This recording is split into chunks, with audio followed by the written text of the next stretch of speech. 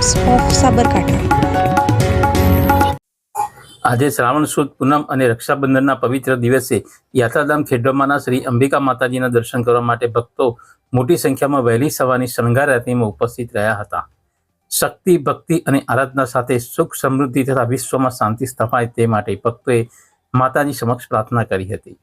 માતાજી મંદિર ટ્રસ્ટ તરફથી ભક્તોને ₹20ના નજીવા દરથી ભોજનની સગવડ આપવામાં આવી હતી તેવું મંદિર ટ્રસ્ટના મેનેજર દિલીપસિંહ કુંપાવત અને ટ્રસ્ટી પ્રવીણસિંહ સોલંકીએ જણાવ્યું હતું।